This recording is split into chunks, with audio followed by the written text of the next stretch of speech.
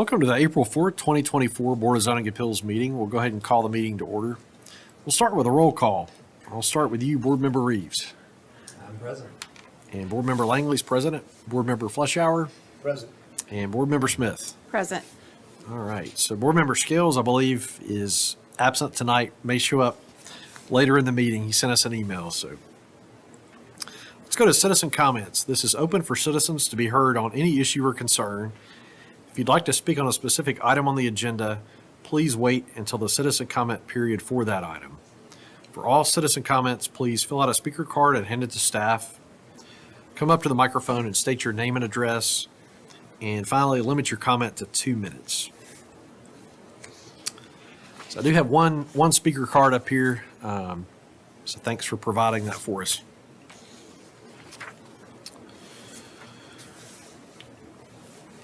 Any citizen comments that would like to speak to us at this time? I see no lines, so we'll continue on. All right, minutes. Consideration of approval of the February 1st, seems like a long time ago, 2024 meeting minutes. Is there a motion? Move to approve. Second. Motion for approval made by Board Member Reeves, seconded by Board Member Smith. All in favor say aye. Aye. Anyone opposed? All right, minutes are approved. Staff announcements. Yes, I had one. We had a training recently. I can't remember what date, but if you weren't able to attend, I believe it was recorded, and you can contact Bill Squires for more information about that. Thanks, Bill. Anything else at all? Okay. All right, let's go to item number 2. It's a variance request to allow for a taller than allowable retaining wall within a front yard for the property located at 326 Lionheart Way. Staff?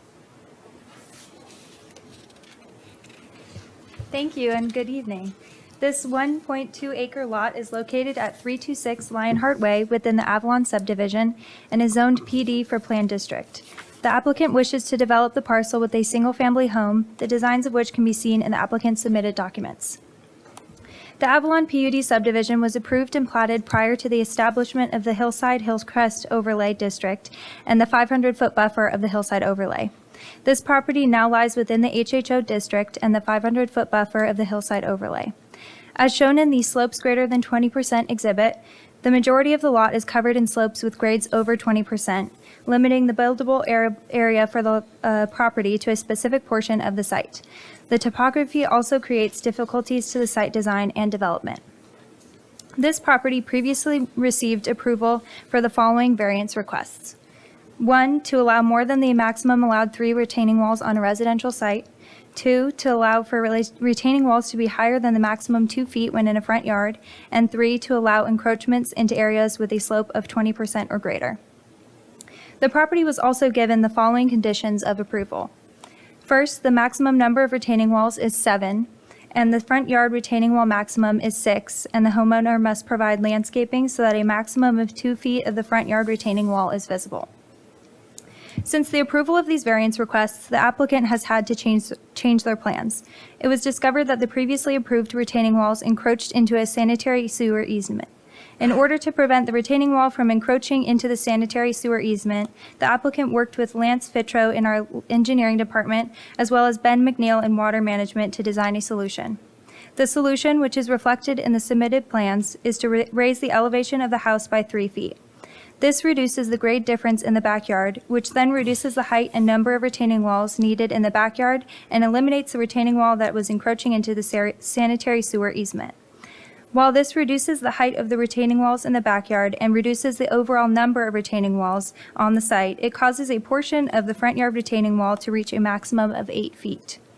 Because the front yard retaining wall is now taller than the previously approved variance request, the applicant is requesting a new variance request for the updated plans for the front yard retaining wall.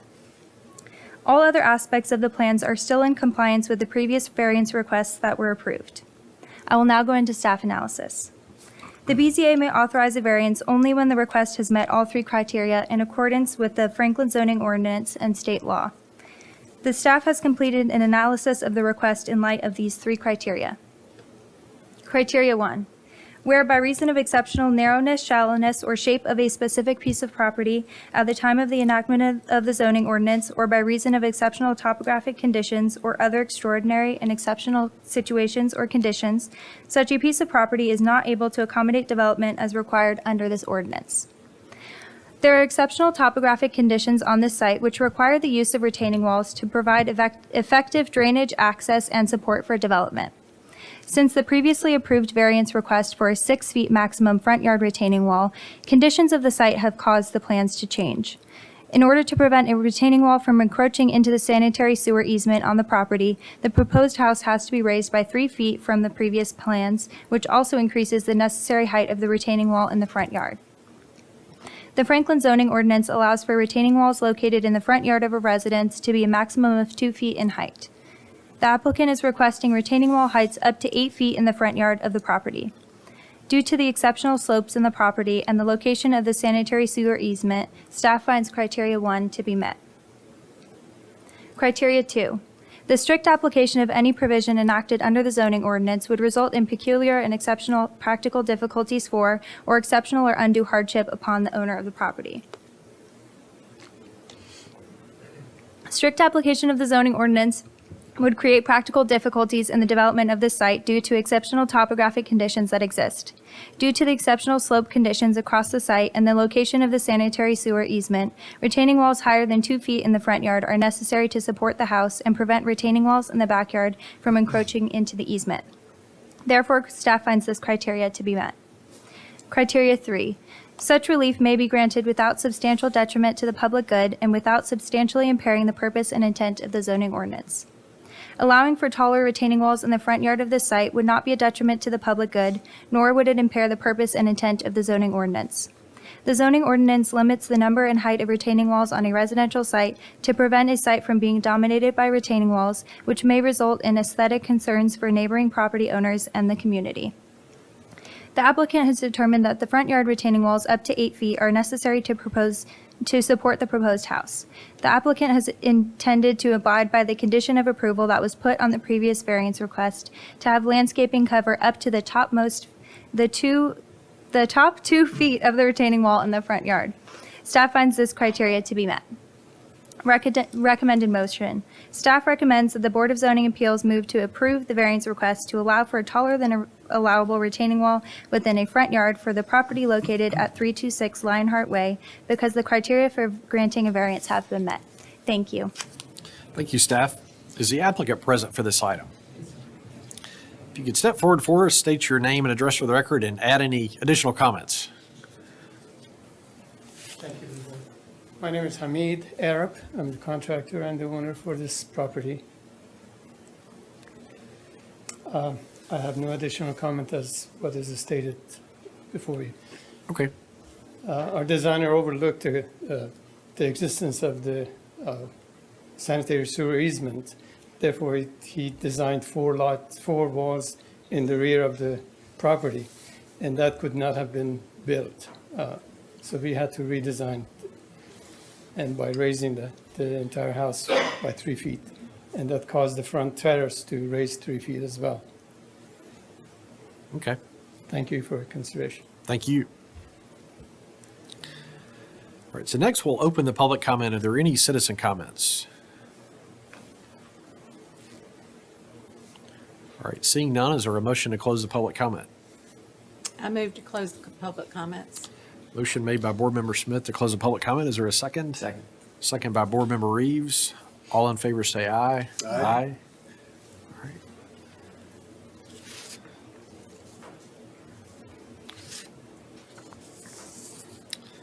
Does anyone have questions at all for staff or the applicant? I've got a couple of questions for the applicant or the staff. Has the homeowners association okayed this revised plan to raise the elevation by 3 feet? Yes, ma'am, they're aware of it, and I have not heard any objection to it. And my second question is, are you confident that raising the elevation by 3 feet, which seems kind of drastic, but it's going to resolve the issue and you will have no other issues with the building? No, ma'am. It was necessary for us to raise so we could meet all the requirements. Most of the challenges that we had was with the retaining walls in the back. And without raising the house 3 feet, we could not maintain the number of retaining walls and the height that the city required. And adding more walls would have encroached into the easement, so that was not possible. So this really was the most practical solution that we could come with. And it took us quite some time to come up with this design that actually works. And that, as a result, the variance that was originally granted expired because it took us so long to come up with this new design that is approved by the city. Okay. And so, a question, if the variance has expired? If the variance has expired, I believe they have to come before us again for approval. Isn't that correct, staff? That is correct. I didn't realize that it had expired. The original, It seems like yesterday. I feel like I remember this request. Time flies. So. yes, sir. I think staff is looking up kind of dates on approval for us. And it may not matter because if the design has changed, we're looking at a reapproval anyway, kind of, even if the original has expired or hasn't expired, I think we're looking at a design change. And you're the builder, right? Yes, sir. Were you the builder before? I was. Yes. Any other questions? No. Okay. I want to make sure you had your answers. I don't want to. Yes, no. Okay. I just, Not to rush It you was a along. good question. The HOA has approved it, or you're saying that they will approve it? No, they have. They have reviewed it and they have no objections. Okay.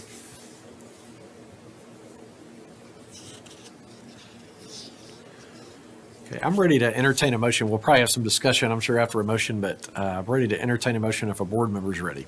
Before we get there, do we know if it's expired or not? I think that, Does it matter? yeah. Oh, that's fine, that's fine. So I Does- think that may impact the motion that's made, maybe. We did add conditions of approval, I know, the last time, and that staff did outline those too in the staff report. Okay.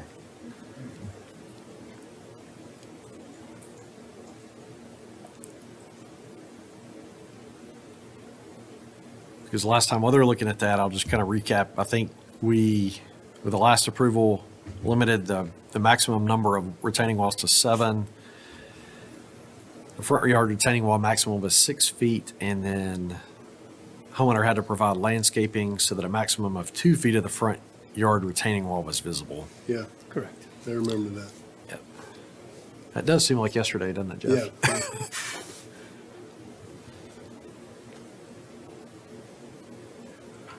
And we're raising this wall to 8 feet, correct? Yes, sir. So it looks like they were granted 3 variances on November 3rd, 2022.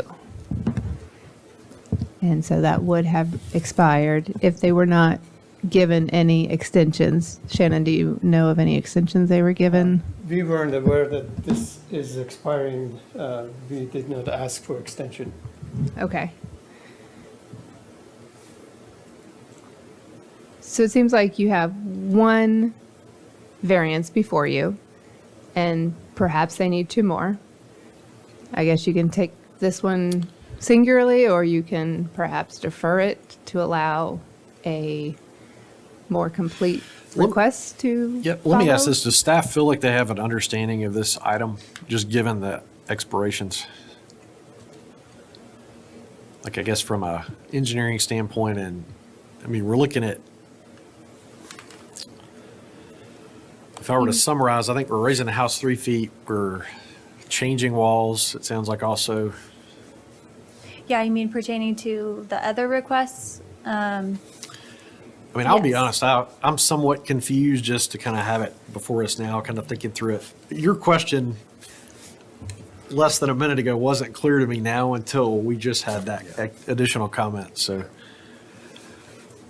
Is there a motion from board member? Either for approval or deferment of the item? Or disapproval? Let me ask, okay, I guess we need to make a motion, then we can discuss it. So I make a motion to approve the variance to allow the taller wall, allowable retaining wall within the front yard for the property located at 326 Lionheart Way, because the criteria has been met. Okay, so a motion for approval for the single variance request that's been brought before us. Is there a second? I second. Okay, second by Board Member Smith. Discussion. I think that since last time we told them they had to have landscaping in front of it, so that would leave no more than 4 feet exposed. If they're gonna raise it to 8 feet now, I still think we should require. Yeah, 2 feet. Yeah. 2 okay. feet. Yeah. So we should require some landscaping to maintain that visual. 6 feet of landscaping. Yeah. My big concern here is that we've made a motion to approve the 8 feet, but I think we need to maybe amend that to include the variances we gave before, since those are expired. Is that, I'm looking to council. And I guess procedurally too, if the applicant hasn't requested those variances, like that's a challenge to me. Yeah, so, and I understand the confusion that is kind of occurring at the moment. If those variances are required or expired, you could, in theory, make a motion to grant them, but that's not before you at the moment. What's really being sought is the one variance by itself. And it would be, I don't want to say untoward and a little unseemly. The applicant's not asking you for that. So to some extent, the question might be, how do you have a basis to do that? What are you using? Because the prior application has expired, Yeah, if that makes sense. it does. Does that change your motion, Jeff?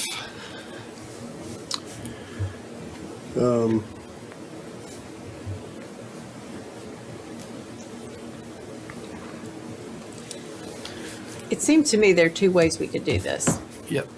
I thought it was we can vote on the motion and, Right.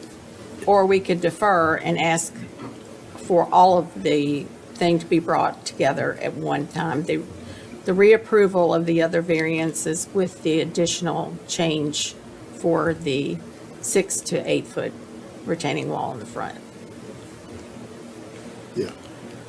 I'm inclined to support the builder with these things, but I think that may be procedurally the right thing. It seems to me that might be, I agree, I support the request, but I think it might be cleaner to have all the variances in one package so that it can be cleaner for us to keep track of it, would be my suggestion, that way to think about it. yep, so before us now, we've got a motion and a second for approval. So We need to take a vote, and then we vote it down, and then we'll defer. either that, or if you want to withdraw your motion. I guess if we vote on this and, we don't know which way the votes are going, we may think we do, but if it's approved, we've approved one variance and there's 2 that are unresolved. So I guess we can withdraw, if Jeff wants to withdraw his motion, if he's amenable to that. Yeah, so all eyes are coming towards me. So there are a couple of ways to go. I'm hearing a few things being discussed. If you want, right now, what you have on the floor is a motion to approve and a second, and it's to approve whatever was on the application as staff described it to you now. It does not include anything from before tonight. If you wanted to approve that, you can vote on that and approve it. If you vote, if the vote fails, it is just not approved, and now you need to make another motion. If you were thinking of deferring, you can actually make a motion to defer while another item is on the floor. It interrupts that one and you go to that question. It's entirely up to you how you want to proceed. Is that my responsibility since it was my motion? It's the responsibility of whoever chooses to advance the argument for Okay. deferral. All right, so I make a motion to defer Okay, so based on the criteria is not clear, needs to be clarified. Okay, so motion for deferral from Board Member Fleischauer. And to be clear, it's a deferral to a date certain, so which Yep. meeting? So our next board meeting should be Yep, May 2nd. I guess I'm looking to see if that's going to be enough time. Do I need to reapply Yes, sir. with all the items, or do we include the previous in addition to the new? Okay.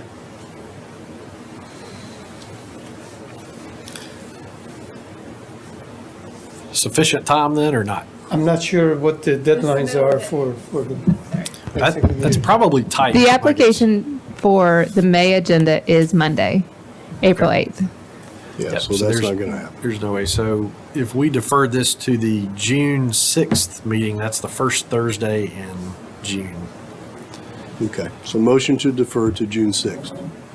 Okay, so motion made to defer this item to the June 6th Board of Zoning Appeals meeting. Is there a second? I'll second. Second by Board Member Reeves. Let's go one by one since we have some confusion. All right, so Board Member Reeves, On the motion to defer, motion to defer. yes. Okay.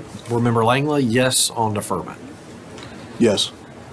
And Board Member Smith. Yes, on deferment. Okay, so this item is deferred until the June 6th board meeting. Board of Zoning Appeals meeting. We'll be real clear. Thank you. Thank you. And item 2, we're starting with a bang here. I thought this one would be the downhill slide. So good questions. All right, item number 3, a variance request to allow an accessory structure to be located to the side of the principal building for the property located at 120 Aldersgate Way. Staff?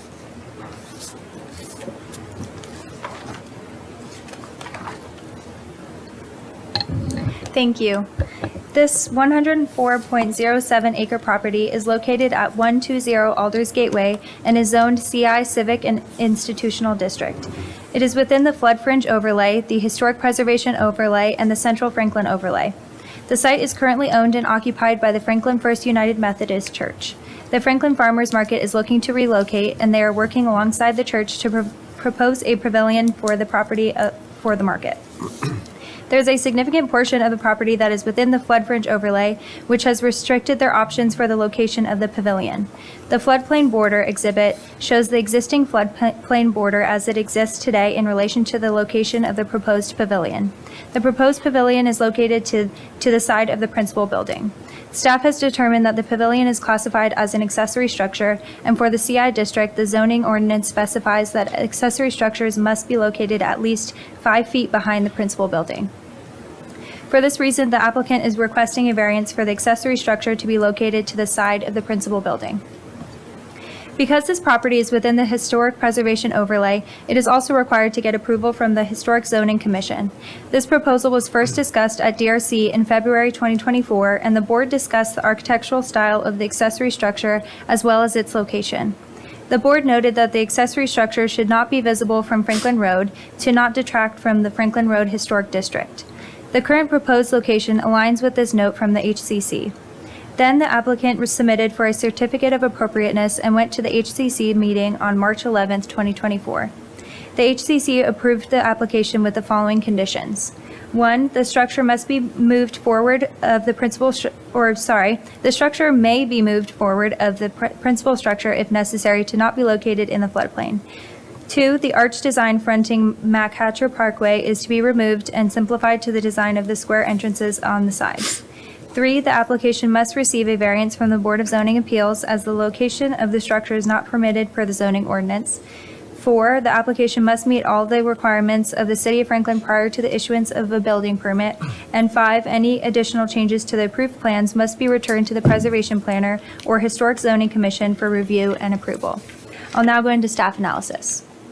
Criteria 1. Where by reason of exceptional narrowness, shallowness, or shape of a specific piece of property at the time of the enactment of the zoning ordinance, or by reason of exceptional topographic conditions, or by other extraordinary or exceptional situations or conditions, such a piece of property is not able to accommodate development as required under this ordinance. Roughly half of this property is within the FFO, and most of the property behind the church building that is not in the FFO is where the parking structure is currently located for the church. The HCC also noted at DRC that they prefer for the accessory structure to be farther from Franklin Road, so it's not visible from Franklin Road, to ensure that it does not detract from the Franklin Road Historic District.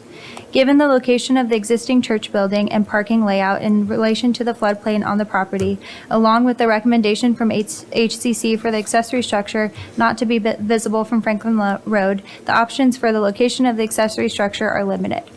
For this reason, staff finds this criteria is met. Criteria 2, the strict application of any provision enacted under the zoning ordinance would result in peculiar and exceptional practical difficulties for, or exceptional or undue hardship upon the owner of the property. The strict application of any provision enacted under the zoning ordinance would prevent the accessory structure from being located both outside the floodplain and in compliance with the HCC's recommendation to not be visible from Franklin Road. The regulation that an accessory structure must be located at least 5 feet behind the principal building would restrict the location of the accessory structure to be either in the floodplain or visible from Franklin Road, and thus against the recommendation from HCC. Considering this practical difficulty, staff finds this criteria is met. Criteria 3, such relief may be granted without substantial detriment to the public good and without substantially impairing the purpose and intent of the zoning ordinance. The proposed location of this accessory structure would not be a detriment to the public good, nor would it impair the intent of the zoning ordinance. The intent of the zoning ordinance in this case is for the accessory structure to be secondary to the principal building. The height of the accessory structure is significantly shorter than the church building, and it is located no closer to the street than the church building. These conditions contribute to the accessory structure appearing secondary to the primary building. Staff finds this criteria is met. Recommended motion. Staff recommends that the Board of Zoning Appeals move to approve the variance request to allow an accessory structure to be located to the side of the principal building for the property located at 120 Aldersgate Way because the criteria for granting a variance has been met. Thank you. Thank you, staff. Is the applicant present for this item? If you could step forward for us and state your name and address for the record. Hello, it's Amy Tavelin. I'm the director of the Franklin Farmers Market. Perfect. You have any additional comments at all? from No staff? additional comments. Thank you Okay. for hearing us. Thank you.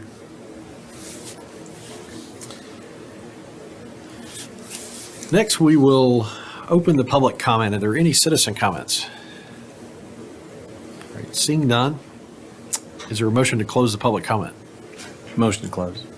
Motion to close made by Board Member Reeves. Is there a second? Second. Second by Board Member Smith. All in favor say aye. Aye. All right, so public comment's closed. Questions from board at all? Or a motion?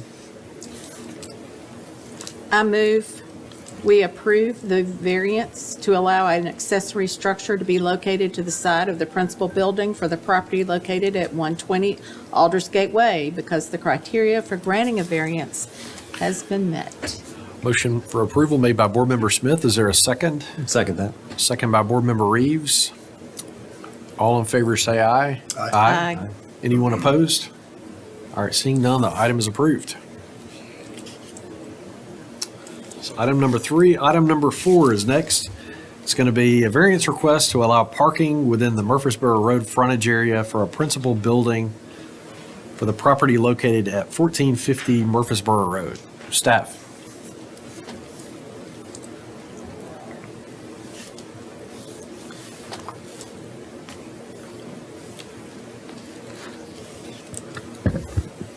Thank you. This 5.64 acre property is located at 1450 Murfreesboro Road and is zoned RC6 Regional Commerce 6 District. The existing building is occupied by Darrell Waltrip Subaru, which is a car dealership, and they are proposing an expansion to the existing building. Because the square footage of the proposed expansion is greater than 50% of the existing building square footage, the site must come into compliance with the current zoning ordinance requirements. The RC6 zoning district allows either landscape frontage or urban frontage, neither of which allow parking to be located in front of the principal building. There are 32 parking spaces that are currently located in front of the existing building, and the applicant is proposing to leave these parking spaces in their current locations with the expansion of the building. For this reason, the applicant is requesting a variance to allow parking within the frontage areas of the building. I'll now go into staff analysis. Criteria 1, where by reason of exceptional narrowness, shallowness, or shape of a specific piece of property at the time of the enactment of the zoning ordinance, or by reason of exceptional topographic conditions or other extraordinary and exceptional situations or conditions, such a piece of property is not able to accommodate development as required under this ordinance. Staff did not find a condition of the property that prevents the required parking from being located to the side or rear of the principal building. While it appears this lot is fully developed, the existing parking provides an excess of inventory parking behind the principal building, which could be reallocated as customer parking. Staff finds this criteria is not met. Criteria 2, the strict application of any provision enacted under the zoning ordinance would result in peculiar and exceptional practical difficulties for, or exceptional or undue hardship upon the owner of the property. The strict application of the zoning ordinance does not restrict or prevent the required parking from being located to the side or rear of the principal building. Staff finds this criteria is not met. Criteria 3, such relief may be granted without substantial detriment to the public good and without substantially impairing the purpose and intent of the zoning ordinance. The design of this site would not be a detriment to the public good, but it would impair the intent of the zoning ordinance. The zoning ordinance introduced the requirements for frontage starting with the 2019 zoning ordinance update as a direct response to the adoption of Envision Franklin in 2017. Two of the core guidelines are exceptional design and vibrant neighborhoods. One of the characteristics of exceptional design, as outlined in Envision Franklin, is that parking should be secondary to the building and its relationship to the street, and that views from the street should not be of parking lots. One characteristic of vibrant neighborhoods, as outlined in Envision Franklin, includes pedestrian-friendly neighborhoods that make walking and biking more enjoyable along streets. The intent of the zoning ordinance is to reinforce the principles of Envision Franklin. And in this case, it's by keeping parking to the side or behind principal buildings for specified districts. It is intentional that RC6 districts only permits the landscape or urban frontage types, as other frontage types that permit parking in front of the buildings were not included in the RC6 zoning district, and instead only permitted in more industrial or civic-based zoning districts. The zoning ordinance is also intentional in specifying when this regulation must be enforced, which is significant in this case. As stated in the applicability section of this chapter, frontage shall comply with Chapter 7 of the zoning ordinance when a building expansion exceeds 50% of the building's existing square footage, which is the case with this proposed expansion. When the zoning ordinance update was approved, it was established that exceeding 50% is the threshold for remaining in non-compliance with the zoning ordinance. For these reasons, the site is not designed in a way that meets the intent of the zoning ordinance. Staff finds this criteria is not met. Recommended motion. Staff recommends that the Board of Zoning Appeals move to deny the variance request to allow parking within the Murfreesboro Road frontage area for a principal building for the property located at 1450 Murfreesboro Road because the criteria for granting a variance have not been met. Thank you. Thank you, staff. Is the applicant present for this item? Hi, I'm Greg Hartley with Acro Development Services, 601 South Cedar Street, Charlotte, North Carolina. So I've been doing land planning and civil engineering for Hendrick Automotive Group for a long time, so I'm going to give you some background that I wish I didn't know, but now you're going to find out as well. So the manufacturer, because this is a franchise dealership, has certain requirements for building size and also parking that well exceeds, the parking well exceeds any kind of a zoning ordinance. So I do have a plan here, if I can pass it out to you. You can hand them to staff and then either way, that's fine. So what this plan shows is our overall site. What the manufacturer requires for franchise is they tell you a certain number of service bays, square footage of indoor storage, finance desks, all kinds of things that go into this. So that criteria is what pushed us over the 50% requirement for the expansion, which then triggers this part of the ordinance. So what we've done here is we took the standards that are the minimum requirements that are sent out by, in this case, Subaru for the Darrell Waltrip site. They provide certain parking requirements. So if you, on the right-hand side, you can kind of see the breakdown and the color coordination, but The parking spaces on the parcel, we currently, with this site plan, have 292 spaces. When you add in the required spaces per the manufacturer, which ends up being 317, we're 25 spaces short on the parcel itself. And there's some criteria for like DMV sales that requires inventory to be on the parcel unless you get special exception, and then you can't sell those cars, you can't list those cars for sale. So there's a process of moving those onto the parcel. So you can kind of see the breakdown. Customer parking, we have 21 that's required, which are the red areas. New car inventory is 171 spaces. Pre-owned 65 required by the manufacturer, and then service vehicles is 60. That number for 60 is sometimes a little low because you end up with typically like 4 to 5 cars per service bay is really what it takes for the site, because you have cars waiting, cars that are finished, people are coming to pick them up at the end of the day. So that number, it does not count. So the required spaces per the manufacturer is 317. That does not include the 65 spaces for the employees that will be there. So those spaces are off-site, so they are not accounted for. So that puts us really at 90 spaces short on this parcel. And with the other dealerships next door, they kind of have similar requirements, except they're bigger, so they have even more parking requirements. The other thing, so kind of going through the 3 criteria, so I think the parcel itself kind of does lend itself to a unique circumstance. I did put some elevations on certain parts of the, you can kind of see the finished floor elevation in the building is at 732. The parking lot that's off to the east towards Hospitality Drive is at 716, so we're 16 feet below grade for that one. The back of the parcel is at 724, where the purple parking is at the back of the building. And then the remote lot below is at 710 to 701, so it's significantly lower. So there's not really an opportunity to use those undeveloped areas to create parking because of the grade. The other thing that we kind of look at when we talk about the strict application of the ordinance, with these kind of extraordinary circumstances of the manufacturer putting this parking criteria, if you don't meet these requirements, typically what ends up happening is you lose your customer service index numbers, they go down, you could actually lose the dealership point.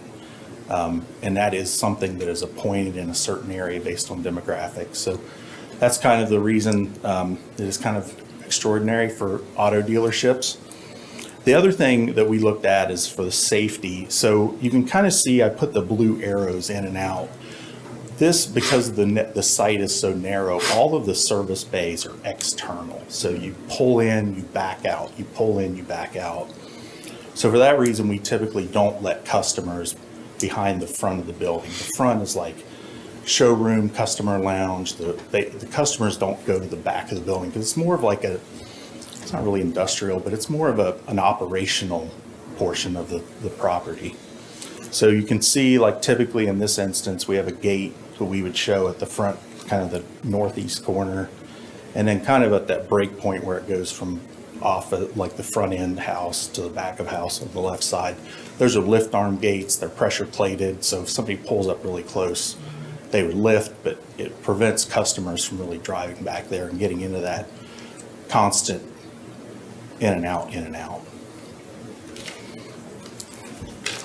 I know I'm telling you a lot of stuff about cars and operations, but I'd be happy to answer any questions. I do have Greg Clark, who's the Director of Construction from Hendrick Automotive Group, and James Woodruff Jr., who is the Design Manager for Hendrick Automotive Group, if you have any other questions. That's good. Details are good. So a lot of times we have detailed questions. So detailed answers are great as well. Oh, yeah. So that is another thing. The ADA really is kind of the safety thing. Us putting it beside the building, it's not really, that's really where a lot of cars are going to go in and out, where they're coming around. So the way this operation works, there's an indoor service right up. Technicians bring the car back around front and then take it back around to the customer. So there's a lot of, if we would put the parking kind of to the left side where the green is, left side of the building, that'd be really hard. ADA, that's really the only place grade-wise that would work. So there's gonna be a lot of vehicles there and they'll be crossing the travel path. So really, from a safety standpoint, that's the way we look at these designs. So what we're looking at here, is that the proposed? That is kind the of proposed. Okay. It's a little bit updated from the original because from the stormwater requirements where the purple is kind of the L-shaped purple, we ended up having to put a sand filter there to meet the new stormwater requirements. So we lost another 5 spaces in that location to put that in. Okay. That's perfect. May have more for you, but thank you for your Yeah, thank you. explanations. All right. Let's open the public comment. Are there any citizen comments? I do have your speaker card, Mr. Clark. If you'd like to come up and say a few words, feel free to.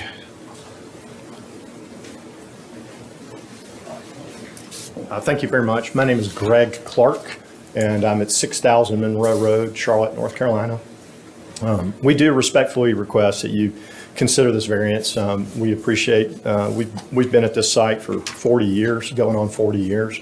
This building was built in 1985. And the proposed expansion, as you see it, when you look at the building, really we're choosing to expand in the back because that's really the only place we can go, and to the side. The side will require that we remove an existing older building that was built in 94.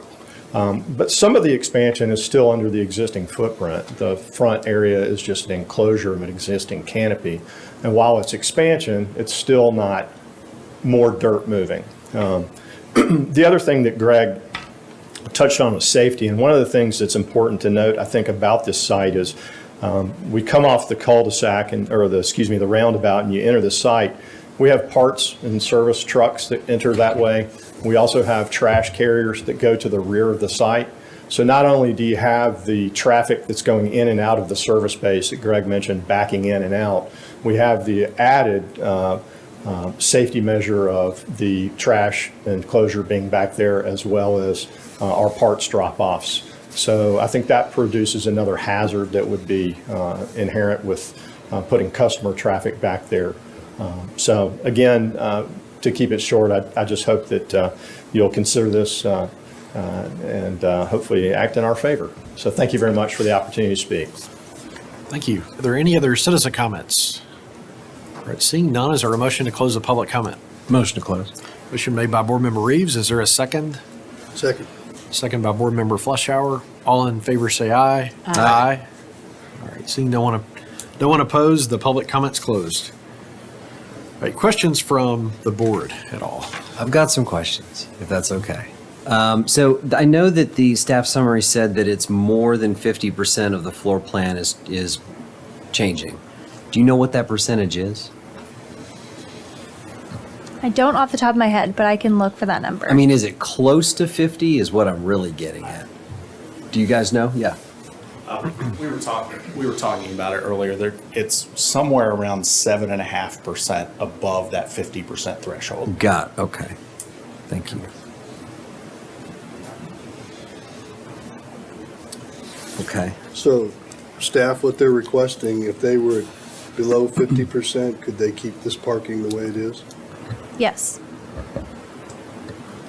And to be clear, the way it's been proposed, and I'm looking at the map that we just got, none of the red parking could be there, as well as that little green strip. Is that right? Correct. Yeah, those 2 red sections as well as that green one next to it, next to the red sections. Okay, none of that Correct. parking is permitted. Correct. Okay. Okay. And I've got another question for you guys, if you can. So one of the challenges here to me is that I guess what's prompting this is the manufacturer themselves, which probably, if I'm guessing, is creating problems throughout the country, because you're dealing with 40-year-old dealership sites that don't meet whatever their new standards are. Are there exceptions that you can appeal to them for? There are, but typically those exceptions are based upon signage. So I think we were kind of working through, typically they want like service on the outside, and I think we're changing the wording or there's something. right? Mostly it has to do with signage, but The exceptions they're granting, you mean? yes, that's correct. So the entire face of the building has standards. It's like a new image that it has to meet those requirements. Very rarely would they ever let us make that decision. So we've had instances where we go in and we talk about, okay, we aren't going to be able to get a variance. The manufacturer sometimes will come and do the variance themselves. I'm not sure that Subaru would do that. We don't have a lot of instances like this where we can't have parking in front of the building. That's real. This is a really unique one for us. There are times where we limit that parking or we add some additional landscaping. But typically we don't have this type of instance because we kind of are at the outskirts, it's like auto dealership kind of the whole area. So Yeah. it's a little bit different. Yeah, I mean, I'm sympathetic to property owners wanting to use the property the way that they have been, certainly, but we have a zoning ordinance for a reason as well. And so that's what there's a tension there, and I think it's probably coming from the manufacturer onto you guys, right? So, I can show, so this is their list of criteria that tells yeah, what has to be in the building, how many parking spaces. Yeah. that looks complicated. Better you than me. It's a lot. And this is just their minimum guidelines. So they caveat that it could be different based upon the demographics and what the sales are for the area. So they may require more. But these are the bare minimums. Okay. Any additional questions? Yeah, I do have one question. As I recall from the site, and I did not drive by it recently, although I have been in that dealership, there is a slope in front, right? The property is up on a hill, is that correct? There's a retaining wall that was built with Murfreesboro Road. Okay. That's in front of it, that's correct. So the cars kind of sit up a little bit. Okay. So is there, I'm just throwing this out there, is there not an option, spitballing here, to have some kind of landscaping that would block some of that parking view? Or is it the retaining wall We actually prohibitive? looked at that, and the issue is that that retaining wall's been there a good while. We were trying to understand what type it is. So generally, retaining walls have like geogrid fabric or some kind of material that goes from the wall back into the site. So typically, we're not allowed to plant in those because when you try to like drill into it, it tears up that. I don't know this specific type of wall, like what the material is, but I'm sure it's stone backfill. I'm not sure that we want to put like trees there. Now, could we put some screening shrubs? I think we could absolutely do that. I'm just not sure of the size of the plant material that we could do, but I think we'd be happy to do that. Any additional questions? What does the 7% correlate to square footage?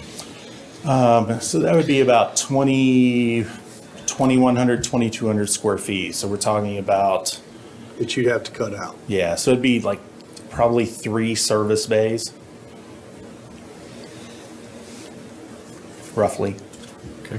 probably. They're about 400 square feet. Yeah, so, yeah. These are actually smaller. Yeah, that's true. So these are the smaller versions. So it'd probably be 4. Okay. So board member ready to entertain a motion? I have some thoughts. I'll save it for discussion, but.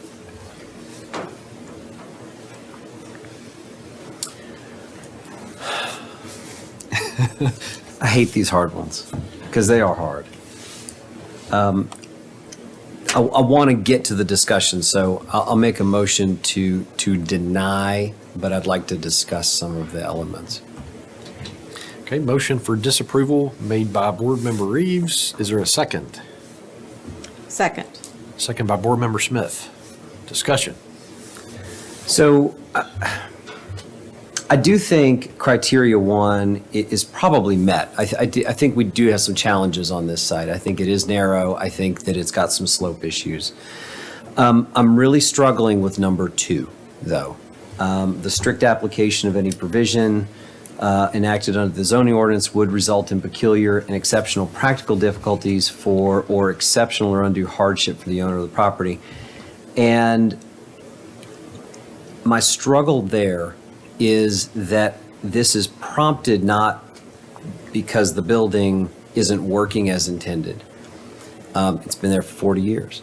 It's prompted by external pressure to make some changes via the franchise agreement. And so I struggle to say that that's a zoning issue more than it is a franchise issue. And number 3 is where I really struggle. Such relief may be granted without substantial detriment to the public good and without substantially impairing the purpose and intent. I do think it actually hampers the purpose and intent of the zoning ordinance, which was passed for a good reason. And if the reason I asked the percent that this was changing was hoping that they could pull it back to 49% and I was too. and do what they needed to do. Those are my two issues. Okay. Additional discussion? Yeah, I think there's you've got two things at play, right? You've got the zoning ordinance in the city of Franklin, which that ordinance was put in with a great deal of thought and analysis and purpose, and then the requirements of the franchisee. I get that dynamic is tough. And I don't know, as in our role, we are certainly want to be welcoming to business, and we want to embrace business, and we want to encourage business and growth of business to accommodate the growth of our wonderful city. But I don't know that I think it should be at the detriment of the zoning ordinances. That's why I was asking the questions about landscaping. Could there be a compromise somewhere we could work through? I, as a lifelong resident of Franklin, I remember when Murfreesboro Road was built up like that, and it kind of still looks like it was when it was built a number of decades ago. The idea that this might prompt some refresh, at least on a part of Murfreesboro Road, to make it not look quite so industrial, if you will, is very appealing to me, as part of the plans for Envision Franklin. So I'm kind of struggling on how to be welcoming and all of that, at the same time uphold the zoning ordinance and the purpose and the intent behind that zoning ordinance. I'm in agreement with that, but given the location of this particular parcel, I think I would consider deviating.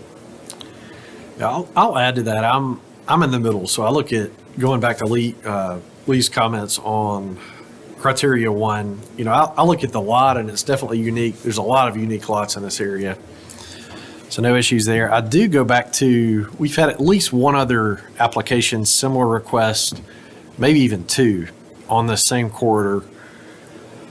I struggle with that. So I'll say recovering planner, now an accountant. So I am probably more black and white than most planners ever were.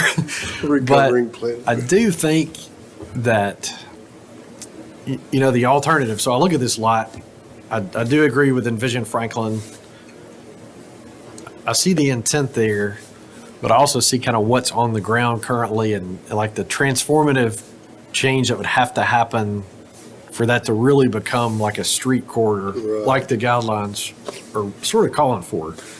So that's what I struggle with. I do agree on Lee's comments about the franchise kind of creating the issue there. That is what I struggle with, though. I think it's it's part of the Envision Franklin that was adopted, approved. We're looking at these 3 criteria in somewhat a limited context.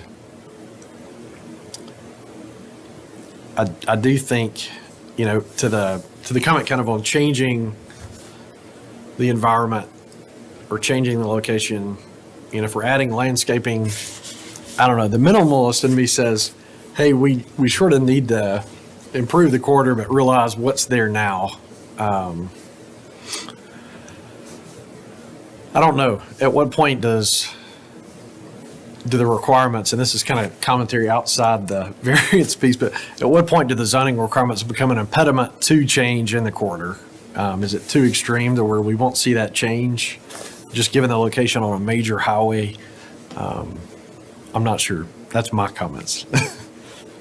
Well, where do you end up on, I mean, all three criteria have to be met, so, and I hear what you're saying on criteria 3. I mean, I do get that, actually. I think, I mean, for me, criteria 1 could be met. I think that's fairly easy, at least for me to establish, given topography, lot size. It's a challenge there. Criteria 2, I look at that. I do think it's a practical difficulty. If I am this property owner, I know selling cars is, there's two takes on that. Selling cars is not my problem. That's one view from a zoning standpoint. The other view is, I think it is a practical difficulty in some ways. I mean, if these are national dealerships, I mean, I don't know. I think it's easy if you're not the business owner to say, well, that's their problem. But so I do think there are some practical difficulties. I think just lot size, I feel like that could be met. Criteria 3,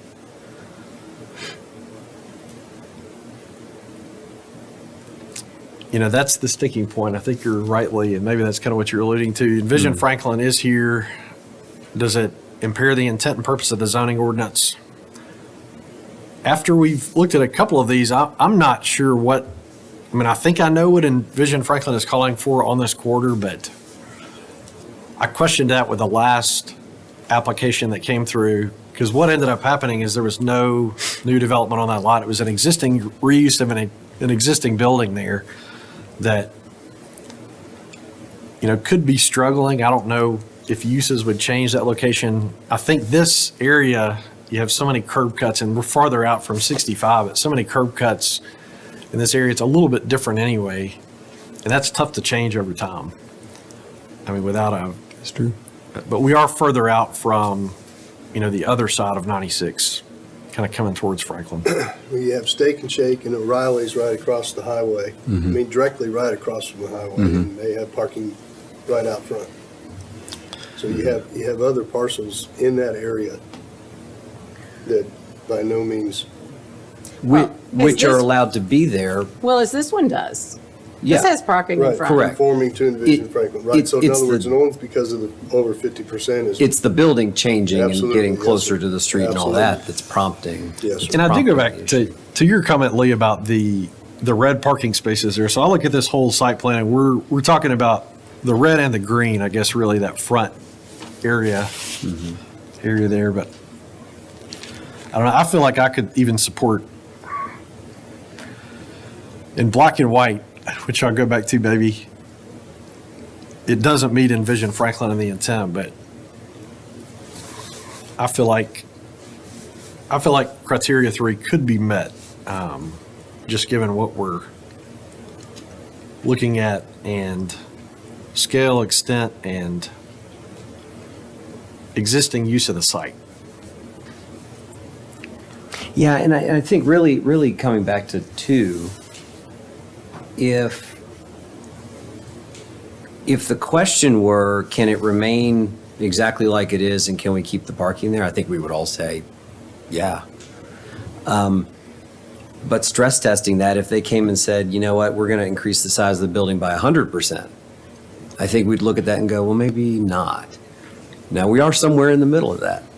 And I'm not sure, which side I fall on, frankly. I'm struggling with that, so. But I guess we need to vote at some point. Any Unless other there's comments at all? All right, so we have a motion for disapproval and a second. Let's take a vote one by one. So Board Member Reeves. Yes, Okay. to my motion to deny. Yep. So yes for denial. I'll vote no. I'll vote no. Okay, How Jeff about is no. yes? And so we are split 2-2. Yeah, motion fails, no majority. We do have, I'll mention, this. So Board Member Scales is in the audience. I don't know if he feels like he's comfortable enough to join the board. You've heard most of the discussion. I don't want to put pressure on you, but you're welcome to join us if you'd like. Don't feel like you have to sit in the back.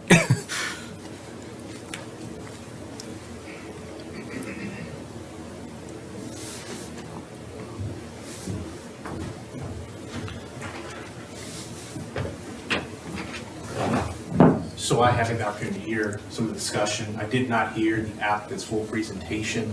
And so given that I do have that handicap, I think it's best that I abstain from this particular vote. Totally understand.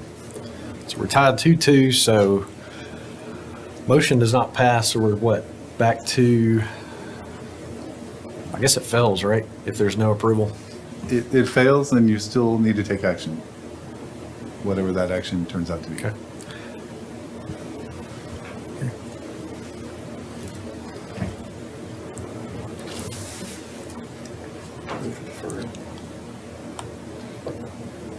Is there a motion? Yeah, I'd like to, I move to defer, trying to decide if next meeting is enough time. They've got to submit to the 8th, something different. Would that be enough time for you gentlemen to go back to the manufacturer and press on them a little bit? Is that, sure, yeah, is that feasible? So I don't work for Hendrick, but I'm going to say to going to the manufacturer is probably not going to happen that quick. Okay. It's a pretty slow process. It usually takes us a couple months just to get the initial design meeting. Okay. I think so Monday's the 8th, correct? By Monday, if we were looking at something where we were looking at adding additional landscaping, getting a plan resubmitted to try to meet that intent, yes, we could have something by Monday. Okay. What about to talk about the building square footage? That's probably a little more complicated. Okay. That I'm not sure that we could get something back. Yeah. They're both no. not- Okay. Yeah. Okay, so then I move to defer until the June meeting of the BZA. Okay. So motion to defer this item to the I think it was the June 6th meeting. That's that first Thursday in June. We do have a meeting that date, right? I keep mentioning that, but just making sure I'm not creating a special meeting. Yes, that's correct. So motion to defer to the June 6th meeting. Is there a second? Second. A second by Board Member Scales. All in favor say aye. Aye. Anyone opposed to that? Okay. So we have 2 items now. We'll see you guys back in June. Be busy in June. Motion to adjourn. Thank you, Jeff. Yeah. Is there a second? Second. All right. All in favor say aye. Aye. All right. Have a great night. Thank you. I mean, That was hard. it was hard.